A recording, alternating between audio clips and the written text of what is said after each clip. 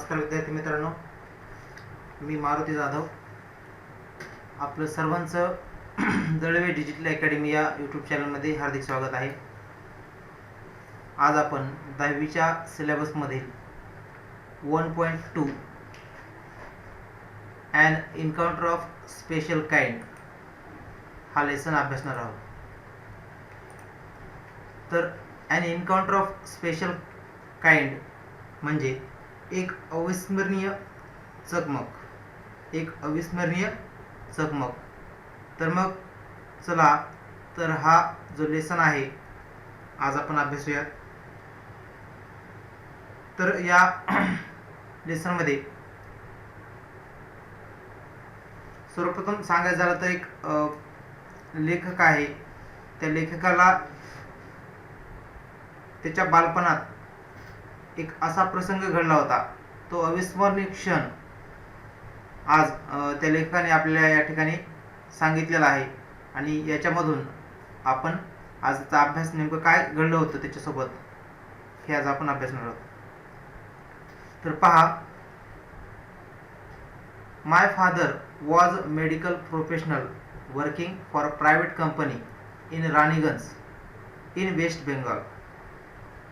पश्चिम बंगालमधील राणीगंज येथे एका खाजगी कंपनीमध्ये माझे वडील वैद्यकीय सेवेमध्ये कामाला होते.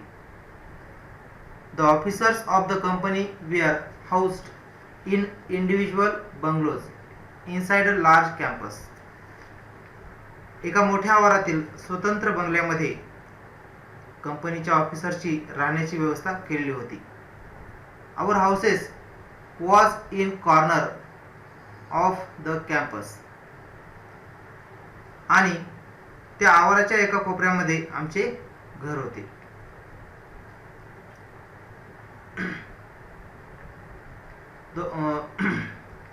The officers club was adjacent to boundary wall of garden. आमच्या बागेच्या कुंपणाच्या भिंतीला लागूनच एक ऑफिसरांचा एक क्लब होता. The compound was luxurious with green grass, colorful flowers and host of tall and majestic trees. आमच्या बागेच्या कुंपणाच्या भिंतीला लागून असलेला जो क्लब होता त्याच्या बाजूला रंगीबेरंगी फुले, हिरवळ आणि अनेक उंच प्रकारचे डेरेदार वृक्ष यांनी हा परिसर बहरलेला होता. The seasonal vegetables in the kitchen gardens of her household and magnificent trees constantly attracted squirrels, many species of birds. A group of langur had even made their den an ashwatha tree nearby. आणि या ठिकाणीच घराघरातील स्वयंपाकघरांच्या परसामध्ये लावलेल्या या मोसमी भाज्या, बहारदार झाडे यामुळे अनेक प्रकारचे पक्षी, खारी इथे कायम आकर्षित होत असत. जवळच एक अश्वत्था म्हणजेच पिंपळाचं झाड होतं आणि त्या झाडावर एका वानराच्या टोळीने सुद्धा त्या ठिकाणी मुक्काम केलेला होता. They had all become a part and parcel of our existence, daily life. आणि हे सर्व आमच्या आयुष्यातील किंवा जीवनातील दैनंदिन जीवनाचा जणू अविभाज्य घटक बनलेले होते. त्यानंतर पहा पुढचा पॅसेज मित्रांनो. A small incident on a Saturday afternoon left a profound effect on me and unfolded before my eyes whole new dimension. या ठिकाणी पहा, ऑन अनफोल्डेड हा एक न्यू वर्ड आपल्याला आलेला आहे. त्यानंतर अ होल न्यू डायमेन्शन म्हणजेच न्यू फॅक्टर. या ठिकाणी तुम्ही पाहू शकता याचा हार्ड वर्ड आहे, याचा मिनिंग या ठिकाणी दिलेला आहे. New a whole new dimension म्हणजेच न्यू फॅक्टर आणि अनफोल्डेड म्हणजेच रिव्हील्ड म्हणजेच उघड करणे. अशा प्रकारे या ठिकाणी हार्डवर्डचे मिनिंग दिलेले आहेत. तर मग या ठिकाणी लेखक सांगत आहे की एका शनिवारच्या दुपारी घडलेल्या एका लहानशा घटनेने मात्र माझ्या मनावर सखोल परिणाम केला आणि परमेश्वराचा अजब किमया जे आहे त्या किमयेचा एक अनोखा पैलू माझ्यासमोर उलगडला गेला. It was a few days in the puja vacation. Durga पूजेची सुट्टी होऊन थोडे दिवस शिल्लक झाले होते. Just like for any other child, the holidays provided an opportunity for me to become engrossed in various magazines and storybooks published specially for children in the festive season. आणि काही दिवस सुट्टी झालेले होते.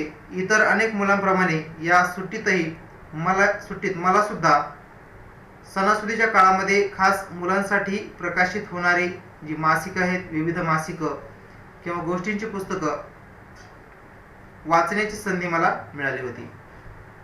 आणि after a hearty lunch my parents and my younger sister lay down for afternoon nap and I settle down with a story book.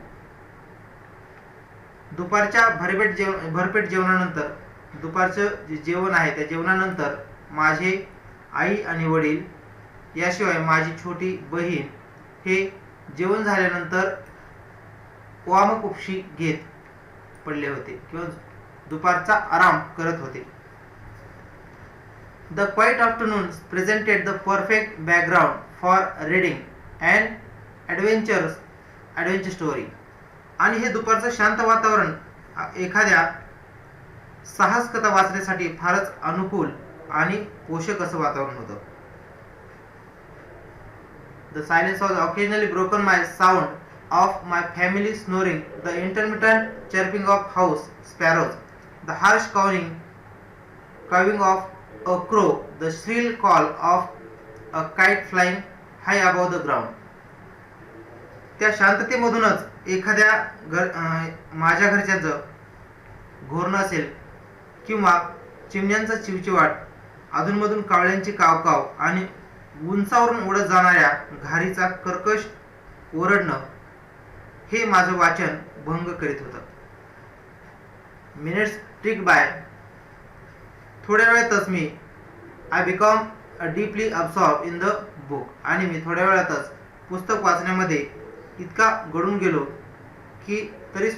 होतो तरी सुद्धा मला हा आवाज नकळतपणे आवाज येत होता.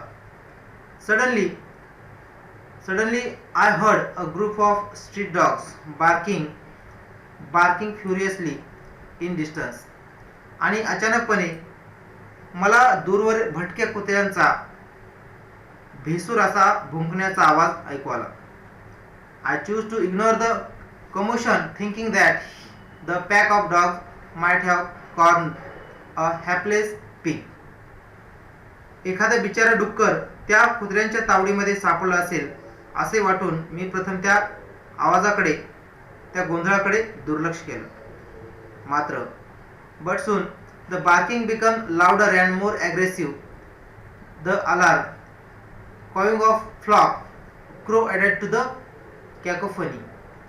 मात्र काही वेळातच ती कुत्री अधिकच रागाने, त्वेषाने भुंकू लागली आणि कावळ्यांच्या भीतीदायक कर्कश ओरडण्याने त्या कोलाहलामध्ये आणखीनच भर पडली. I also heard the disturbance approaching closer. मग तो गलका जवळजवळ येत असल्याचे मला जाणवले.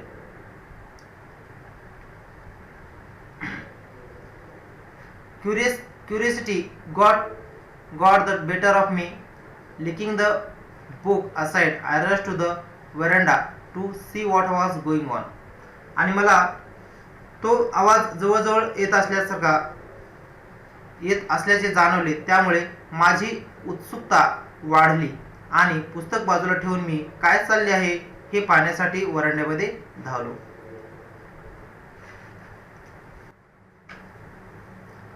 I glanced toward the roof of the club house and saw something horrible. मी काही वेळामध्ये मला तिथे एक भयंकर काहीतरी दिसलं. क्लब हाऊसच्या छपराच्या दिशेने, आवाजाच्या दिशेनं जर पाहिलं तर त्या ठिकाणी काय दिसलं पहा. लेखक सांगतोय, a big male langur. A big male langur, apparently the leader of its group, was holding a baby langur in his hand and mercilessly beating it all over with a definite intent to kill. या ठिकाणी एक मला बलदंड असा वानर, big male लंगूर या शब्दाचा अर्थ आहे मित्रांनो मेल. बिग म्हणजे मोठा, मेल म्हणजेच नर किंवा जो की मस्क्युलिन जेंडरमध्ये लंगूर. लंगूर या शब्दाचा अर्थ आहे वानर. मेल लंगूर म्हणजेच नर वानर. एक मोठा वानर जो आहे या ठिकाणी तुम्हाला चित्रामध्ये दिसत आहे पहा. ही मादी आहे, सॉरी वानर आहे तो मोठा. आणि तो वानर जो आहे बहुधा त्या ठिकाणी माकडांची एक टोळी होती आणि त्या टोळीचा तो म्होरक्या असावा. आणि एका वानराच्या पिल्लाला पकडून त्याला जीव मारण्याच्याच इराद्याने त्याच्या शरीराचे निर्दयपणे त्याचे लचके तोडत होता. या ठिकाणी पहा, एक छोटंसं माकडाचं पिल्लू आहे आणि हे मोठं माकड जे आहे, माकड किंवा वानर म्हणूयात, वानर हे या ठिकाणी त्या छोट्या पिल्लाचे लचके तोडत होतं. The helpless mother of the baby and other lesser member of the langur group were scattered on the roof of the buildings nearby watching the baby being killed. आणि त्या पिल्लाची केविलवाणी आई वानरी म्हणजेच फिमेल लंगूर म्हणता येईल त्याला, आणि ही मदर ऑफ द बेबी त्या बाळाची आई, पिल्लाची आई, याशिवाय त्या टोळीतील काही इतर दुर्बल वानरे जे आहेत ते सुद्धा आजूबाजूंच्या इमारतींचे जे छप्र होते त्या छपरावर गोळा होऊन असहाय्यपणे पिल्लाचा जीव जाताना पाहत होते. आणि मग काय झाले पहा. I recall the terrible custom in the animal clan according to which a dominant male usually does not allow another male baby or adult to survive within its group. प्राणी जमातीमध्ये वर्चस्व असणारे एक नर वानर सहसा दुसऱ्या नर वानर पिलाला किंवा प्रौढ नराला त्यांच्या टोळीमध्ये जगू देत नाही, अशी एक मला भयंकर रूढी किंवा परंपरा मला या वानर जातीमध्ये असते याची एक आठवण झाली.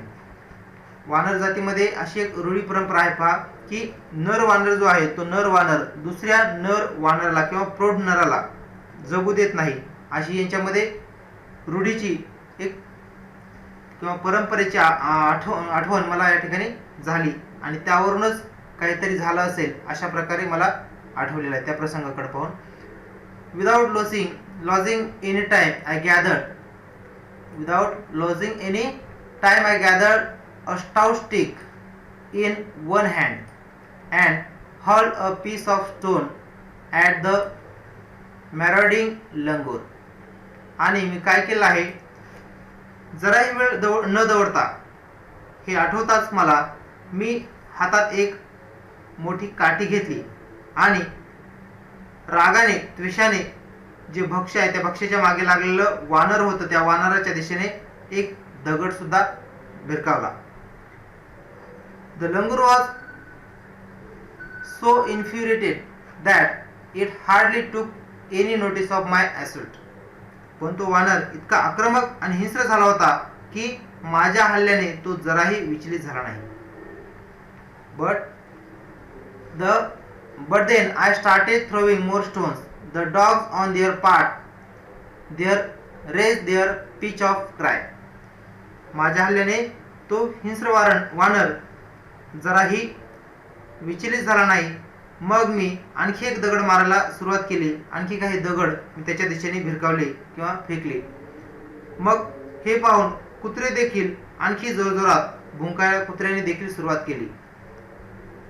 I changed circumstance and the sudden unexpected attack from unknown quarter forced the langur to drop baby from the sloping roof over the veranda. अचानक बदललेली परिस्थिती आणि अज्ञात ठिकाणाहून झालेला अनपेक्षित हल्ला यामुळे त्या वानराला वरांड्याच्या उतरत्या छपरावरती पिल्लाला टाकून पळून जाण्याशिवाय आता पर्याय उरला नव्हता.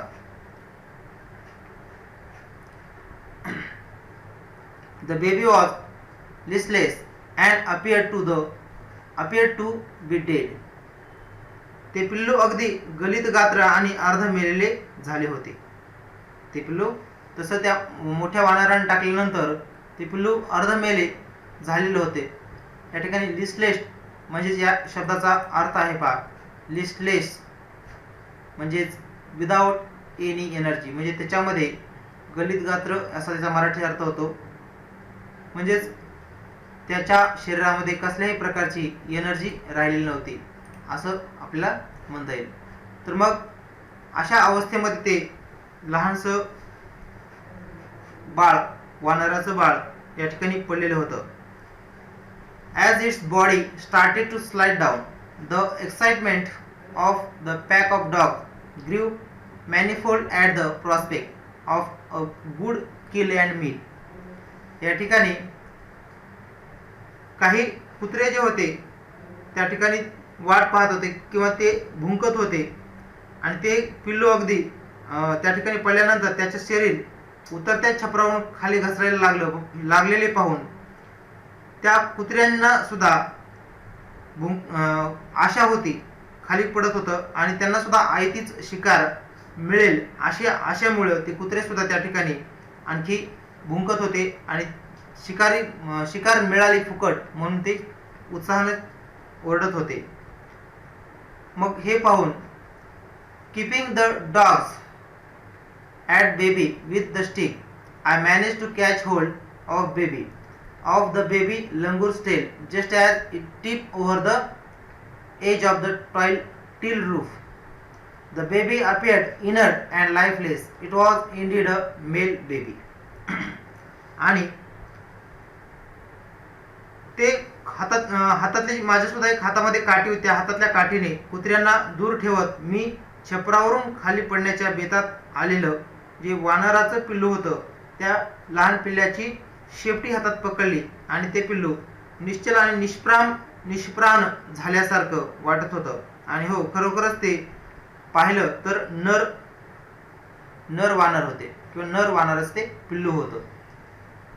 Bye this time my parent and sister had come out on to the veranda and were it witnessing my rescue operation. Some of our neighbours had also gathered in the distance. आणि आतापर्यंत इतक्या या गोंधळामुळं किंवा आवाजामुळं माझे आईवडील आणि बहीण सुद्धा वरांड्यामध्ये येऊन माझे बचाव कार्याची ही जी मोहीम होती, ऑपरेशन जे होतं रेस्क्यू ऑपरेशन, या ठिकाणी माझं पाहत होते. आमचे काही शेजारी सुद्धा दूर अंतरावरून पाहत होते आणि त्या ठिकाणी गोळा सुद्धा झाले होते. I took the baby langur to our backyard and gently laid him on the floor inside the poultry coop. वानराच्या पिल्लाला मी आमच्या परस बागेत घेऊन गेलो आणि त्याला कोंबड्याच्या खुराड्यामध्ये अलगदपणे झोपवले. पोल्ट्री लूप म्हणजे कोंबड्याचा खुराडा. अशा प्रकारे मग त्या ठिकाणी त्याला झोपवल्यानंतर his body was full of deep bites marks and scratches. आणि त्याचं शरीर एकदम खोल जखमांनी आणि वेगळ्या व्रणांनी भरून गेलं होतं. कारण त्या मोठ्या माकडाने, मोठ्या वानराने त्याला काय केलं होतं, त्याला ओरखाडले होतं, त्याला बरेचसे जखमा केल्या होत्या आणि या जखमामधून मग रक्त सुद्धा निघत होतं. Blood was oozing from some of the wounds. त्याच्या ज्या झालेल्या जखमा होत्या त्या जखमामधून रक्त सुद्धा उघळत होतं. The baby remained motionless. ते पिल्लू निपचिंतपणे पडलेलं होतं. मोशनलेस या शब्दाचा अर्थ निश्चितपणे पडणे. My father provided first aid to clean the wounds and stop bleeding. माझे वडील वैद्यकीय सेवेमध्ये काम करत असल्यामुळं त्यांनी हे पाहताच माझ्या वडिलांनी फर्स्ट एड म्हणजे प्रथमोपचार करून त्याच्या जखमा स्वच्छ केल्या आणि त्यामुळे त्यातून रक्त यायचं सुद्धा थांबलं. I was relieved to find out that the baby was breathing even though his breaths were shallow. आणि त्यामुळे रक्त येण्याचं थांबलं. त्यानंतर त्या पिल्लाचा जो श्वासोच्छ्वास मंदावला होता तरी सुद्धा पण ते जिवंत होतं हे पाहून मला सुद्धा हायसं वाटलं किंवा हे पाहून मला आनंद वाटला. Splashes of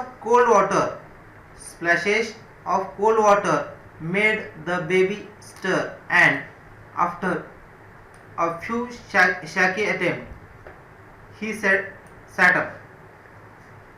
पाण्याचे हापकारे मारल्यावर त्या पिल्लाला शुद्ध आली आणि धडपडत प्रयत्न करून ते कसेबसे उठून बसलं. त्याच्या चेहऱ्यावर, त्याच्या तोंडावर ज्यावेळेस पाण्याचे शिडकावा केला त्यावेळेस ते पिल्लू काय झालंय, त्याला शुद्ध आली आणि ते उठून बसलं. He was in state of shock and started trembling like a leaf in the wind.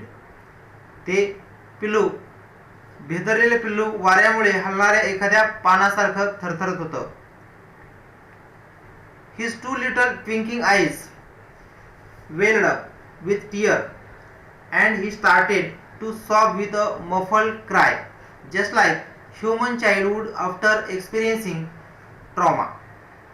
आता या ठिकाणी लेखक सांगत आहे की त्या पिल्लाकडे पाहून तो सांगत आहे की वाऱ्यामुळे जे हलणाऱ्या एखाद्या पानासारखं त्याचं शरीर थरथरत होतं, कारण त्याच्या मनामध्ये त्याला भीती वाटत होती आणि त्याचे जे 2 चिमुकले लुकलुकणारे जे डोळे होते ते डोळे पाण्याने डबडबले होते. म्हणजे त्याच्या डोळ्यातून अश्रू येत होते आणि त्यातून दबक्या आवाजामध्ये ते हुंदके सुद्धा देऊ लागलं, रडू लागलं. अगदी धसका बसलेल्या एखाद्या माणसाच्या लहान मुलाप्रमाणे त्या ठिकाणी ते रडत होतं. I offered him a peeled banana which he accepted with his unsteady hand and began to taking hesitant bites. मी सोलून दिलेले केळ त्याने थरथरत्या हाताने घेतले आणि बिस्कत ते खाऊ लागले. My attention was fixed on the revival of the baby langur. Suddenly I had an uncanny feeling of being watched. वानराचं जे पिल्लू होतं त्याच्या प्रकृतीमध्ये सुधारणा व्हावी याकडे माझे सर्व लक्ष लागले होते. त्याच वेळी आपल्यावर कुणीतरी लक्ष ठेवून आहे असं त्याला वाटलं असेल. I turned away from the coop and looked up. There sat the mother langur on our kitchen roof watching every move I made. आणि मी तर त्याच्यावर लक्ष ठेवून होतोच पिलाच्या प्रकृतीमध्ये सुधारणा व्हावी या म्हणून, पण याशिवाय त्याचवेळी आपल्यावर सुद्धा म्हणजे आपल्या पिलावर सुद्धा त्या वानराची आई लक्ष ठेवत असल्याचं मला दिसलेलं आहे. खुराड्यातून मागे वळून मी वर पाहिलं होतं तेव्हा मला त्या ठिकाणी त्या लहान वानराची आई जी आहे ती आई आमच्या स्वयंपाकघराच्या किचनच्या छतावर बसून माझी प्रत्येक हालचाल निरखत होती, माझ्याकडे पाहत होती. She simply sat there quietly, as if convinced that no harm was being done to her child. जणू काही आपलं पिल्लू सुरक्षित आहे याची तिला खात्री पटल्यामुळे ती त्या ठिकाणी शांत बसून पाहत होती. Meanwhile, the baby sensed the presence of his mother and started to sob and cry little louder. आणि याच दरम्यान त्या पिल्लाला आपल्या आईच्या तिथे असण्याची चाहूल लागली आणि ते मोठमोठ्याने हमसून रडू लागलं. I retreated from the door of the coop to allow the mother access to her baby. आणि ह्या 2 जीवांचं आई आणि त्या लहान बाळाकडे पाहून माझं मन सुद्धा हायसं झालं होतं आणि त्या आईला तिच्या पिलाकडे जाता यावे म्हणून मी मग माझ्या कोंबड्याचा जो खुराडा होता त्या खुराड्याच्या दारातून मागं वळलो आणि आईला भेटण्याची परवानगी त्या पिलाला सुद्धा मिळावी म्हणून मी तो दरवाजा उघडा ठेवला. Immediately the mother descended on the floor of the coop and pick up her baby in her arms. त्याच्याही ताबडतोब खाली उतरून खुराड्यापाशी आली आणि पिलाला तिने आपल्या हातामध्ये उचलून घेतलं. She gave the baby a thorough body inspection to check his injuries and then cuddled him tightly in her bosom. आणि त्या दरवाजाच्या मागे मी सरकल्यानंतर त्या ताबडतोब त्याची आई खुराड्यापाशी उतरली आणि तिने आपल्या बाळाला उचलून घेतलं आणि त्याच्या शरीरावरील ज्या जखमा होत्या तिने त्या जखमांची बारकाईने आणि कसून तपासणी केली असेल आणि केल्यानंतर आपल्या छातीशी त्या बाळाला धरून घट्टपणे कवटाळलं. The baby found great solace in her caring arms. The mother sat still with the baby in her lap for a few minutes. आणि तिच्या मायेच्या मिठीमध्ये पिलाला एक दिलासा मिळाला, आराम मिळाला. काही मिनिटे त्याला मांडीवर घेऊन आई वानरी त्या ठिकाणी तशीच बसली. It was almost as if she was pondering over her option and trying to figure out how she could keep the baby safe from the further assault. आणि काही मिनिटे तसे बसल्यानंतर त्याला पुन्हा अशा प्रकारचा हल्ला जर झाला तर आपल्या पिलाला वाचवण्यासाठी काय करता येईल याचा ती विचार करीत बसली असावी असं त्यांच्याकडे पाहून वाटतं.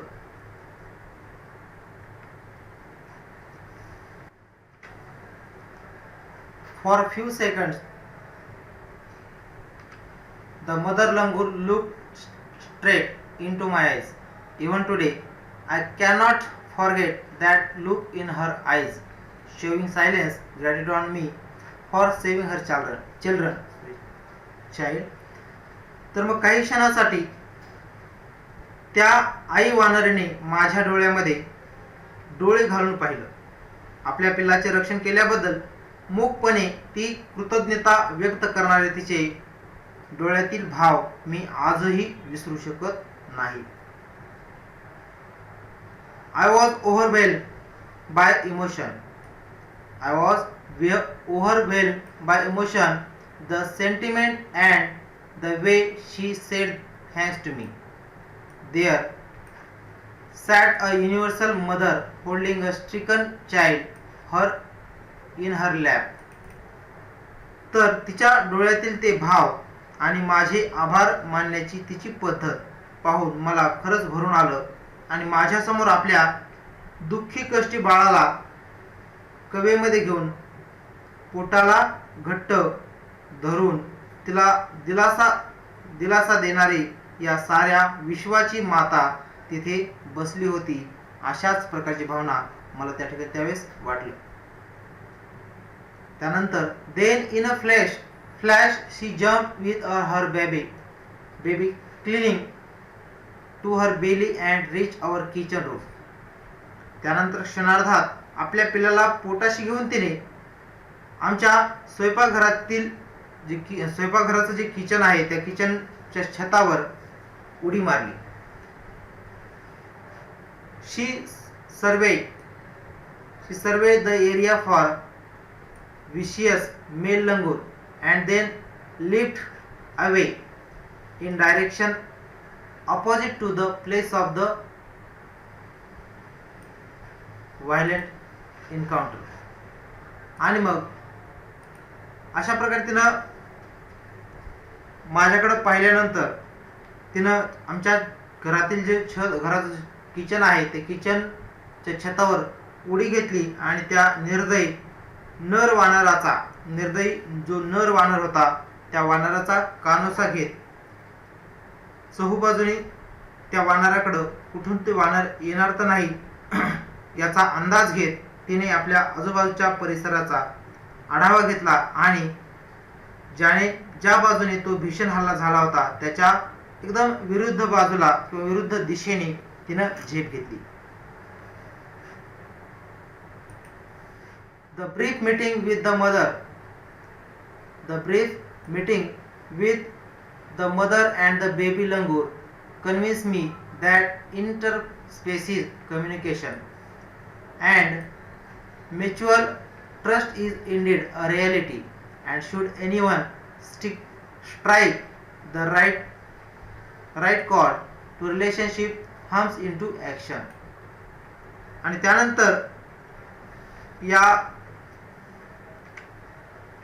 यानंतर मला खात्री झाली की एक आई आणि तिच्या पिल्लाच्या त्या ओझरत्या भेटीने मला खात्री पटली की प्राणीमात्रांचा एकमेकांतील संवाद, एकमेकांतील भाषण आणि परस्पर दृढ विश्वास ही खरोखरच एक सत्य गोष्ट आहे.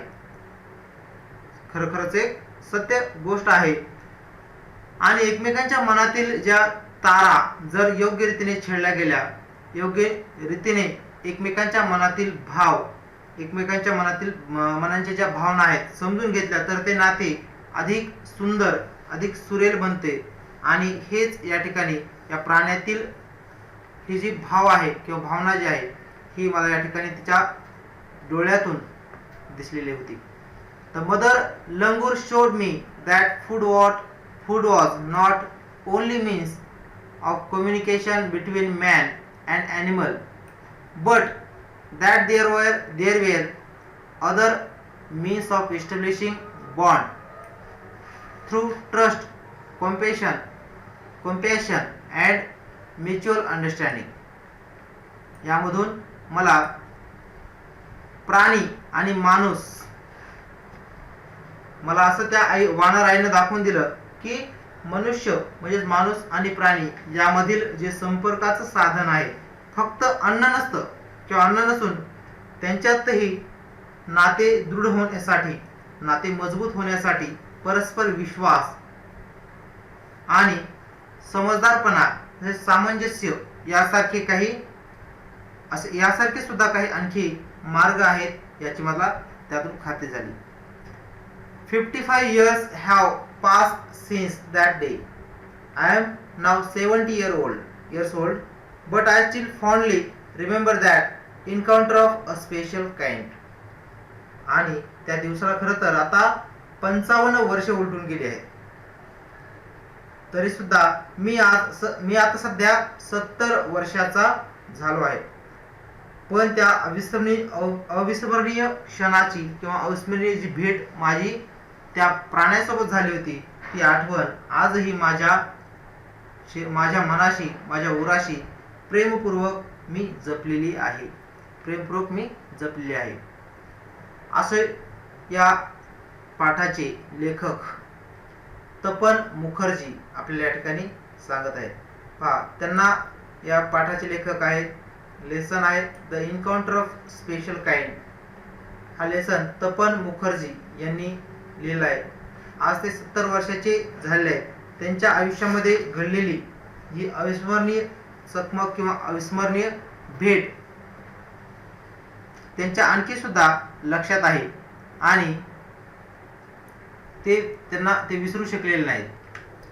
तर अशा प्रकारे या लेसनमधून आपल्याला अशा प्रकारचे म्हणजे मेसेज मिळतो किंवा तपन मुखर्जी यांनी आपल्याला असं मेसेज दिलेला आहे की मनुष्य आणि प्राणी याच्यामध्ये फक्त अन्न हा एवढाच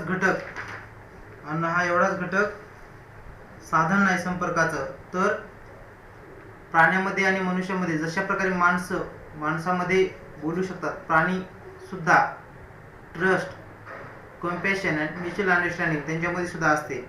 जशा प्रकारे आपण प्राण्यांना मदत करतो तसेच प्राणी सुद्धा कधी कधी आपल्याला मदत करतात, त्यांना सुद्धा भावना असतात. हे याच्यातून आपल्याला या तपन मुखर्जी यांनी सांगितलेलं आहे. आणि अशाच प्रकारचे अनुभव एखाद्या प्राण्यासोबत तुम्हाला सुद्धा आला असेल तर अशा प्रकारे हा तपन मुखर्जी यांनी या लेसनमधून आपल्याला मेसेज दिलेला आहे. जर हा व्हिडिओ तुम्हाला समजला असेल तर आपल्या यूट्यूब चॅनलला सर्वांनी लाईक करा, या व्हिडिओला लाईक करा, शेअर करा आणि कमेंटसुद्धा तुम्ही करा. धन्यवाद. Thank you for watching.